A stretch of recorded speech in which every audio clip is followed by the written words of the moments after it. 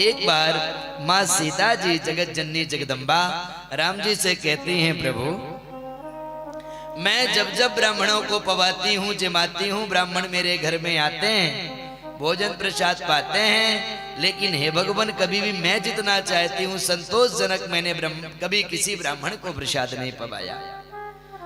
तो कहते हैं, हे प्रभु अगर आपकी आज्ञा हो तो कोई ब्राह्मण मेरे घर में पधारे तो मैं उनको सुंदर पकवान पवाऊं, अपने इच्छानुसार 56 भोग जमाऊं। तो भगवान ने कहा ठीक है देवी, आपकी मर्जी है तो जरूर कोई ना कोई ब्राह्मण को हम आवाहन करेंगे, बुलाएंगे। और राम जी महाराज ने अगस्त मुनि जी महाराज से निवेदन किया कि हे भगवान आज जो है माँ सीता जी की बड़ी इच्छा है, आप पधारिए और सीता जी के बनाए हुए सुंदर पकवानों को पाइए। देखिए भगवान का जो मुख है वो 2 ही मुख बताया गया है, भगवान का पाने का 2 ही मुख बताया गया है। एक पहला मुख कहते हैं ब्राह्मणों से मुखमासित बाहु राजन्या कृता, कहते हैं भगवान के 2 मुख हैं कलिकाल में पाने के लिए। एक मुख है पंडित जी का, जितना सुंदर बढ़िया पंडित जी को पकवान खिलाओगे उतनी सुंदर बढ़िया भगवान की कथा सुनने को पाओगे। और सुंदर जो भगवान की कथा सुनने को आप सभी को मिल रही है, ये सुंदर सुंदर पकवान खिलाने का ही नतीजा है। और दूसरा मुख है भगवान का कौन सा? दूसरा मुख है भगवान का स्वाहा, अग्नि का मुख बताया गया है। एक पंडित जी को आहा और दूसरा अग्नि देवता को स्वाहा।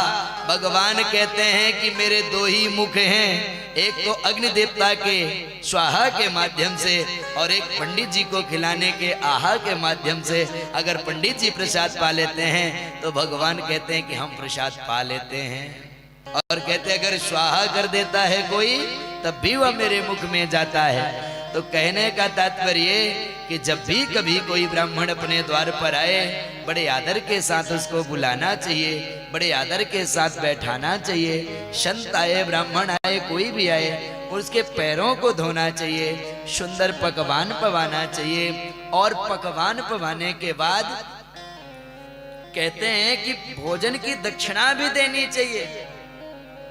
भोजन कराने के बाद कभी भी ब्राह्मण को घर से खाली हाथ नहीं भेजना चाहिए, दक्षिणा भी देनी चाहिए। और महाराज आज वर्णन आता है कि अगस्त मुनि जी महाराज पधारे सीता मैया के यहाँ प्रसाद पाने के लिए। सीता मैया ने सुंदर पकवान बनवाए, सुंदर थार लगाया, सोने की थार लगाया, चांदी की कटोरियों में सुंदर पकवान रखते हैं। अगस्त मुनि जी महाराज प्रसाद पाने के लिए बैठ जाते हैं। जल घुमाया, भगवान को भोग लगाया, और भोग लगाते ही वर्णन आता है महाराज कि देखते देखते महाराज एक क्षण में ही अगस्त मुनि जी महाराज सारा की सारा पकवान खा गए। सीता मैया को लगा हे राम इतना जल्दी खा गए, दौड़ी दौड़ी आई, फिर प्रसाद डालते हैं। फिर अगस्त मुनि जी महाराज ने खाया, फिर डालती हैं, फिर खाया, फिर डालती हैं, फिर खाया। 1 दिन खाया, 2 दिन खाया, 4 दिन खाया, 6 दिन खाया। खाते ही जा रहे महाराज सीता मैया को लगने लगा हे भगवान ये कैसा ब्राह्मण आ गया कि खाना ही बंद नहीं कर रहा है महाराज। और वर्णन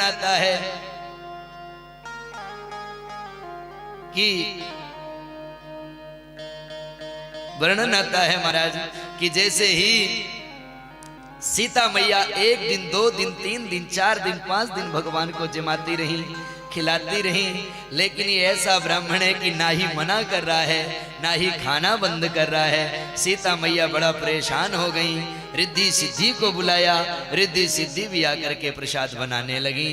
और ऐसे ही बनाते बनाते, खिलाते खिलाते महीनों बीत गए महाराज। सीता मैया बेचारी थक गई, और सीता मैया थक करके भगवान राम जी की तरफ देखते हैं कि हे प्रभु आपने कैसा ब्राह्मण बुला दिया कि ये तो खाना ही बंद नहीं कर रहा है। प्रभु ने निवेदन किया, और निवेदन को अगस्त मुनि जी महाराज समझ गए, और समझते ही निवेदन को वर्णन आता है। अगस्त मुनि जी महाराज ने भोजन तो किया, लेकिन जल कहाँ मिले। अब सोचिए जो महीनों भोजन किया हो तो जल कितना पिएगा। समुद्र को उठा लिया अपने हाथ में अगस्त मुनि जी महाराज ने। राम जी ने निवेदन किया कि प्रभु ऐसा मत करिएगा, अगर आपने ऐसा कर दिया तो अनर्थ हो जाएगा। भगवान कहते हैं राम अवतार में आया हूं तो भोजन कराया हूं, त्रेता में आया हूं तो भोजन कराया हूं, और भगवान मैं जब द्वापर में आऊंगा तो आपको जलपान भी करा दूंगा।